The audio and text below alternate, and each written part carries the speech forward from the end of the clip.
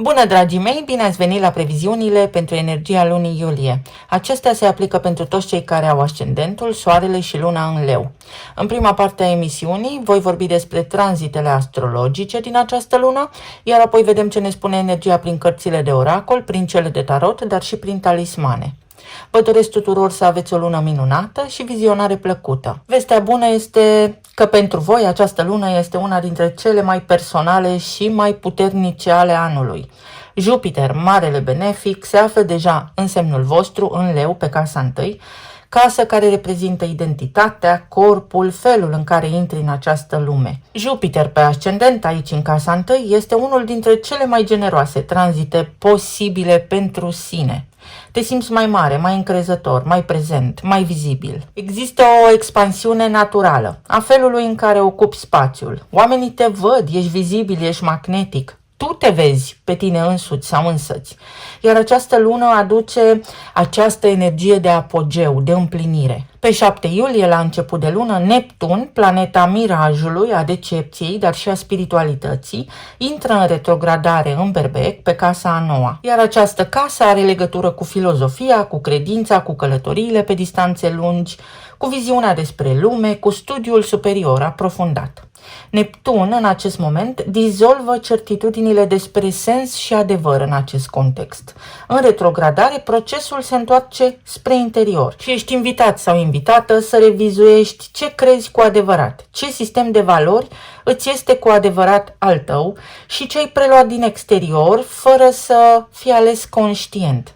Nu este un moment în care primim răspunsuri. Este mai degrabă un moment în care ne putem pune întrebări mai profunde despre sens, sensul nostru, sensul vieții. Apoi Venus, zeița frumuseții și a iubirii, cea care guvernează banii și relațiile, iese din leu de pe casa 1 și intră în Fecioară la voi pe casa a 2-a. Casa banilor, a resurselor proprii, a valorilor personale, a stimei de sine și va forma un aspect tensionat cu Uranus, care este în Gemeni pe casa 11-a. Casa 11 este casa comunității, a grupurilor, a prietenilor, a audienței, a rețelelor mari de oameni. Această quadratură este o tensiune, o frecare între două energii care nu se înțeleg ușor.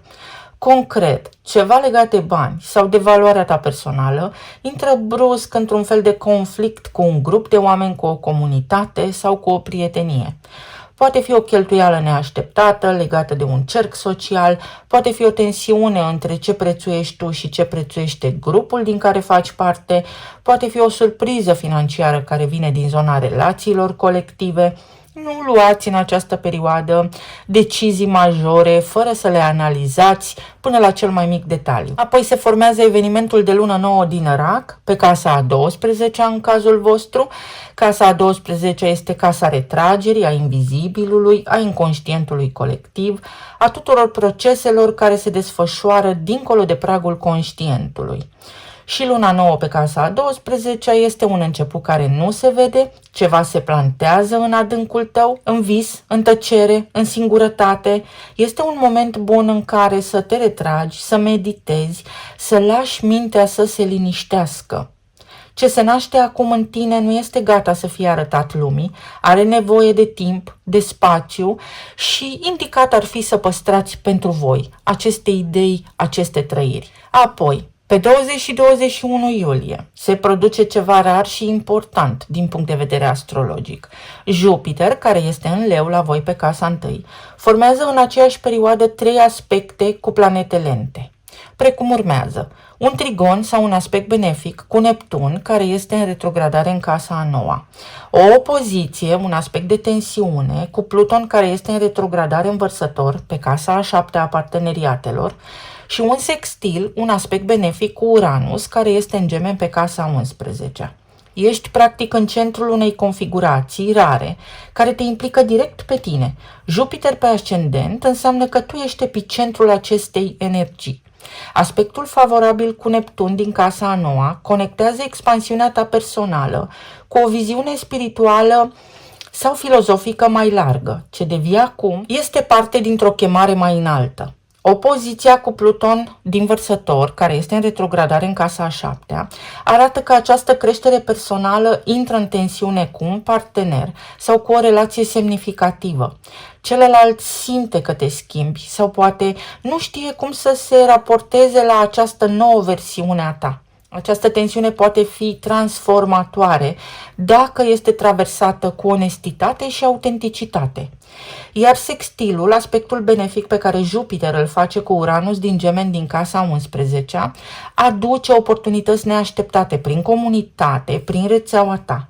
Cineva din grupul tău deschide o ușă pe care tu nu o vedeai. Cineva poate apărea acum în viața ta. Așadar, un element benefic de surpriză. Apoi, soarele intră în Leu, în semnul vostru, și se alătură lui Jupiter pe casa 1. Iar acesta este momentul tău de glorie, de triumf. Soarele în propriul său semn, pentru că soarele este guvernatorul vostru, pe ascendentul vostru, alături de Jupiter, este o conjuncție, o întâlnire de lumină, de expansiune direct pe identitatea ta. Urmează câteva săptămâni în care tu ești mai tu decât ai fost de mult, în care te simți mai bine decât te-ai simțit de mult. Nu rezista acestui impuls de a fi văzut, de a ocupa spațiul, de a străluci, fără scuze și fără explicații. Este momentul tău. Punct. Ai dreptul să fii cine vrei să fii. Din nou o veste bună, Mercur își reia mersul direct în sfârșit. În Rac, pe casa a 12-a, Mercur a fost aici în retrogradare din iunie și a blocat, a încălcit procesele interioare, visele, intuiția, poate și terapia sau orice formă de introspecție structurată, dar și orice formă de posibilă vindecare. Și începând cu acest moment, claritatea revine, ce ai înțeles tu acum în tăcere poate începe să fie formulat, lucrurile se liniștesc, gândirea îți este mai limpede. Pe 26 iulie se produc două lucruri simultan și ambele sunt din nou importante. Saturn intră și el în perioada de retrogradare pe casa a 9-a, unde deja Neptun este în retrogradare. Saturn acolo a construit structuri în relația cu credința, cu sensul, cu viziunea despre lume. Și acum când intră în retrogradare, îți cere să revizuiești aceste structuri. Ce din ceea ce crezi este adevărat, testat, verificat de viața ta, prin experiența ta? Ce este doar teorie frumoasă? Este un moment de revizuire a filozofiei tale personale și un moment de maturitate, de coerență. Și tot în această zi, nodurile lunare își schimbă axa pentru 1 an și jumătate. Și în asta ești direct implicat, pentru că nodul nord intră în Vărsător pe casa a 7-a, casa parteneriatelor tale, iar nodul sud în Leu intră pe casa 1, pe ascendent, la tine acasă. Nodurile nu sunt planete, sunt două puncte matematice care marchează direcția evolutivă a sufletului, atât individual cât și colectiv.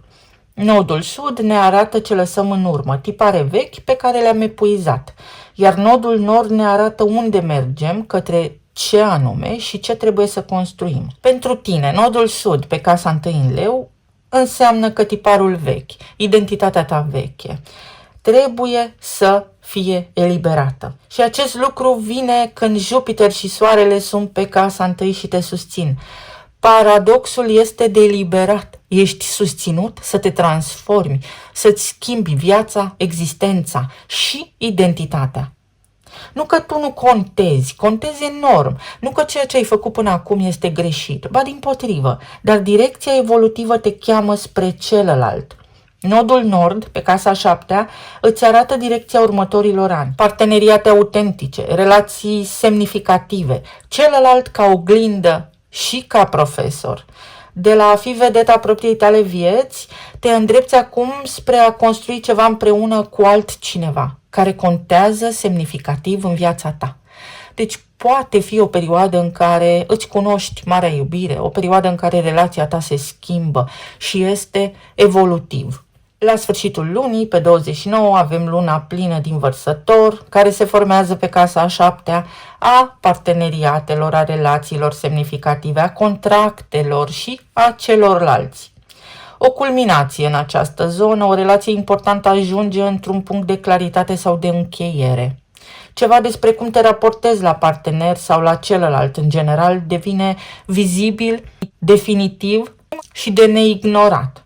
Este prima lună plină, să știți, pe această nouă axă nodală și are în ea energia unui prag, a unui început de capitol nou în relația ta cu parteneriatele.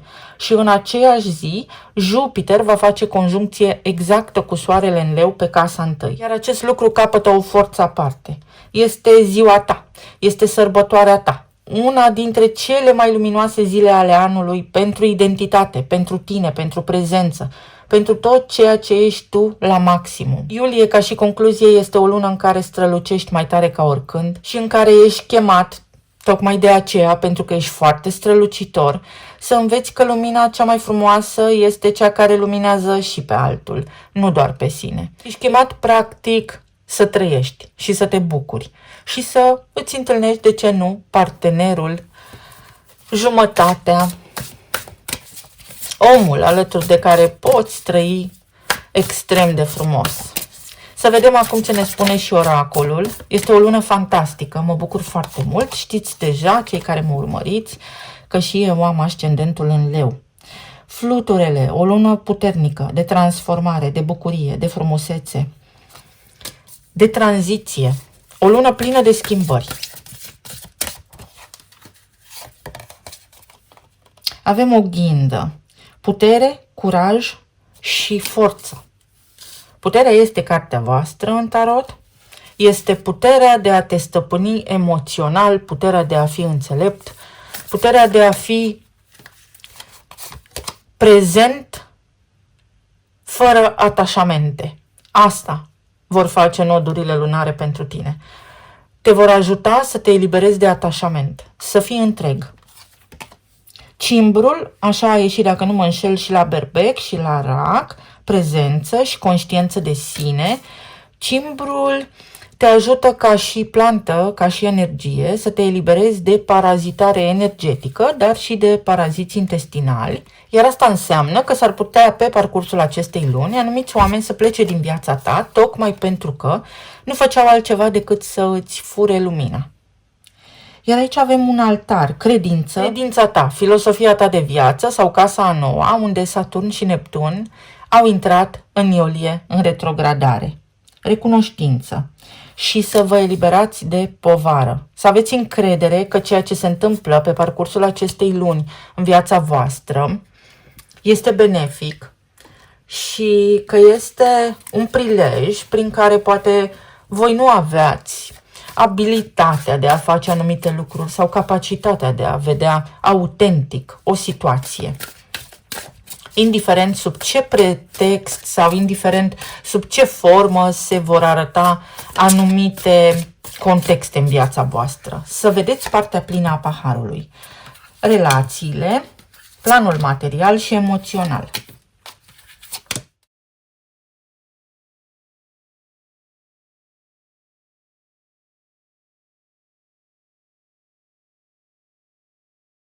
Cinci de cupe, 4 de bâte, 7 de bâte și 4 de monede. Primul mesaj foarte limpede și foarte clar pentru voi este următorul. În acele situații sau în acele relații unde căsnicia sau relația în sine a atins un apogeu și nu mai merge, această lună va crea pentru voi contextul energetic prin care să vă eliberați. Fie de acele convingeri pentru a putea duce relația la un nivel mai înalt, mai autentic, fie realmente se produce o separare, dar care nu are atașată durere, victimizare sau dramă. Pentru alții dintre voi este momentul în care vă ridicați în picioare, în care străluciți, lăsați deoparte pesimismul, regretul, energia fixă și rigidă și ieșiți în lume, socializați, pentru că puteți cunoaște pe cineva. Prin intermediul unui grup de oameni aveți o oportunitate reală să cunoașteți pe cineva. La început nu va părea ceva dinamic, ceva extravagant, poate nu va mirosi, metaforic vorbind, a relație de iubire, tocmai pentru că totul va fi foarte ușor. Dar potențialul de parteneriat stabil, așa cum aveți nevoie, este unul extrem de mare. Pentru cei care ați avut de suferit, v-ați despărțit, ați avut diverse provocări în relație, această lună este optimă pentru claritate, pentru a face pace, pentru a aduce lumină și înțelegere în relațiile voastre, dacă voi sau partenerii voștri de viață ați avut provocări, fiecare la nivel personal, emoțional, mental, acum se produce o uniune energetică și toată lumea poate fi mai bine, poate fi mai înțelegătoare. 5 de cupe, ce ne spune aici? Pajul de cupe. Un început, mai mult entuziasm, de la tristețe la încredere, de la lacrimi la zâmbete. Pentru oricine care are ascendentul Soarele și Luna în Leu pe parcursul acestei luni. Poate fi inclusiv ceva ce implică copilăria, un copil, un început creativ, un început de relație. Poate fi ceva legat de o sarcină sau de relația cu ai voștri copii. 4 de monede din nou. În unele cazuri cineva se întoarce acasă, ceva se confirmă. Se confirmă sentimentele cuiva pentru voi sau vi se confirmă vouă că puteți fi bine de acum înainte în funcție de planurile pe care le aveți și de ceea ce simțiți voi acum. Puteți fi bine. Acesta este răspunsul. Turnul. Elementul de surpriză pe care îl aduce Uranus în Gemeni pe casa 11. În primul rând face acel aspect tensionat de frecare cu Venus din Fecioară, din casa a doua. Asta înseamnă ceva neașteptat în legătură cu stima voastră de sine sau cu lucrurile pe care le considerați voi ale voastre. Poate fi ceva de genul să descoperiți acum că un om sau partenerul vostru de viață nu vede lucrurile ca și voi, sau poate fi vorba despre faptul că cineva vă prețuiește și vă vede mai strălucitori decât o faceți voi deja. Este un element de surpriză. Sau un moment de turn. O ruptură extrem de benefică, deși nu așa se prezintă în viața voastră, dar este singura modalitate prin care voi puteți ceda energii fixe de a spune mai stau, mai rezist, lasă că treaba merge așa. Regina de spade, o lună în care puteți fi extrem de lucizi. Unii dintre voi puteți divorța, alții dintre voi puteți avea curaj să inițiați niște acțiuni, să spuneți voi cuiva, te iubesc, mi-ești drag. Altora dintre voi vă va fi foarte util și la îndemână să vă exprimați sentimentele fără să vă mai gândiți că este rușine, fără să vă mai fie teamă. Iar pentru alții dintre voi este claritate mentală. 7 de monede. Cu răbdare. O lună în care, deși acțiunea este centrată pe voi, veți avea luxul de a vă da timp de gândire, de a analiza ceva foarte strategic. Și 10 de cupe. După această lună iulie, se vor produce niște schimbări pe zona relațiilor și aici vorbesc despre relații conștiente 1 la 1 cu cineva. Partener de viață, partener de afacere, prieten foarte bun, contracte, clienți și așa mai departe. Tot egregorul din această lună, toată energia vă trage ca într-un vacuum către o altă direcție sau către ceva mai mare, către ceva ce puteți face, dar nu vedeți. Atracție profundă. Sunteți cumva ghidați către conexiuni autentice, de suflet, profunde, pentru că aveți Neptun și Saturn în casa a noua și ambele arhetipuri cer profunzime, maturitate, respect, responsabilitate, spiritualitate, conexiune de la suflet la suflet. Exact asta se produce pe zona de relații pentru voi. Chiar dacă poate unii oameni trebuie să plece din viața voastră și vă, în primă fază vă pare rău, să nu vă pară. Veți vedea că lucrurile se așează ca într-o poveste pentru voi. Pe zona financiară lumea, asul de monede, regele de monede, asul de spade, extraordinar de bine. Mai mulți bani, mai multă putere, antreprenoriat, o poziție de stabilitate, o promovare la locul de muncă, un nou loc de muncă sau un alt nivel în afacerea voastră. o poziție de autoritate, încredere, luciditate în domeniul de activitate în care profesați acum. Este foarte multă sclipire, sunt contracte, este o reușită, este succes. Nu am ce să vă mai spun, pentru că totul este la superlativ. Un contract nou, o colaborare. Venus în Fecioară aduce oportunități, dar vine cu o energie de genul nu cheltui chiar dacă ai. Planifică strategic. Pune-te la adăpost. Regele de cupe. O colaborare foarte frumoasă, posibilitatea să cunoști pe cineva prin intermediul colegilor de la locul de muncă. Ți se umple sufletul de bucurie, acțiune, activitate, idei, energie fizică, energie vitală, să susții profesia, să-ți susții munca, să-ți susții afacerea. Sfaturi bune de la oameni din jurul tău. 7 de cupe.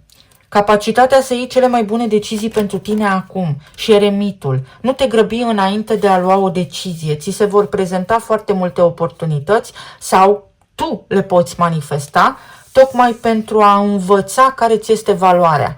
Și în funcție de cât crezi că meriți, atât de mult poți avea. La nivel emoțional, 7 de monede, 10 de monede, luna și 3 de bâte. Mai avem o dată aici 7 de monede. Asta înseamnă zona parteneriatelor și asta înseamnă independență. Poți ceva pe cont propriu. Te poți descurca singur sau singură într-o anumită privință. Poți trece peste frică. Poți trece peste ambiguitate. Situația se poate schimba. Dacă ai avut parte de insomnie, dacă ai avut parte de regrete, dacă ai avut parte de durere, dacă ai plâns în pernă, cum se spune noaptea, acum situația se poate schimba. Ceva ai făcut bine și vei vedea începând cu această lună că lucrurile se schimbă în viața ta, că lucrurile se pot schimba în viața ta, pentru că noi le schimbăm, nu ne pică nimic din cer. Suntem ajutați, este foarte adevărat, dar sunt ajutați acei oameni care au inițiativă, care fac ceva pentru viața lor, pentru ca viața lor să se schimbe în mai bine. Un eveniment benefic pe zona familiei, o situație care se clarifică în acest sens, o planificare care are legătură cu familia ta. Poate fi și ceva legat de locul de muncă, poate fi și o eliberare de obstacole pe zona financiară, o creștere financiară semnificativă. La nivel de sănătate, aici să aveți grijă în această perioadă pe sistemul limfatic, să vă faceți masaj, să faceți mișcare, să săriți pur și simplu. Știu că aveți unii dintre voi o anumită vârstă, dar asta nu vă împiedică să faceți mișcare, câțiva pași pe zi, pentru că eliberați limfa. Aveți nevoie de o detoxifiere. Înalta preoteasă. Ceva iese la suprafață când iese Mercur din retrogradare, dă norocul peste voi. Acesta este Jupiter care a stat în rac pe casa a 12-a la voi și acum dintr-o dată pe ascendent în leu pe casa 1 aduce ceasul ce nu a adus anul. Trebuie doar să ieșiți din casă și să fiți exagerat de optimiști. Este, metaforic vorbind, interzis să fiți pesimiști în această lună. Altfel, ratați frumusețea, bucuria. Vă ocolește norocul dacă nu sunteți atenți. 8 de cupe. Pentru unii dintre voi este o schimbare de destin, să știți. O hotărâre. Vă hotărâți să treceți de la etapa de așteptare, etapa în care tot încercați, dar în aceeași direcție, tot vreți să rămâneți în același loc, tot vreți să resuscitați o anumită relație, tot spuneți, lasă că locul actual de muncă este stabil sau ce spuneți voi acolo, iar energia vă împinge către noutate, către 10 de cupe. 8 de cupe merge către 10 de cupe și trece prin 2 de cupe. Unii dintre voi veți întâlni pe cineva special, semnificativ în viața voastră.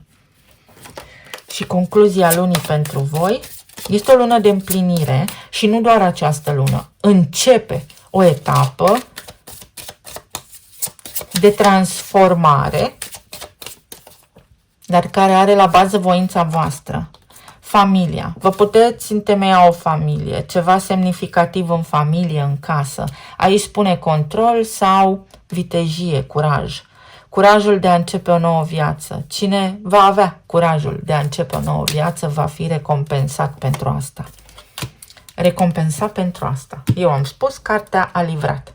O iubire profundă, de suflet, o destinație, un sens mai înalt, mai profund, o elevare, un trai de viață mai bun, mai consistent, mai stabil. Să vedem ce ne spun și talismanele. Să știți că eu râd, mă umplu de bucurie când spun aceste lucruri, pentru că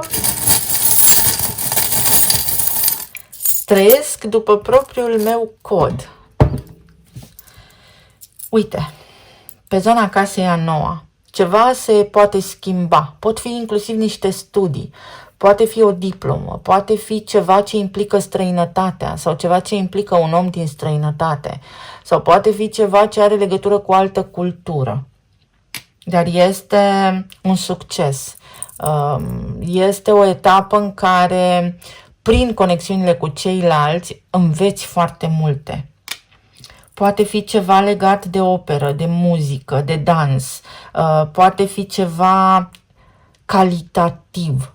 Începi să pui preț pe calitate, nu pe cantitate. O inimă plină.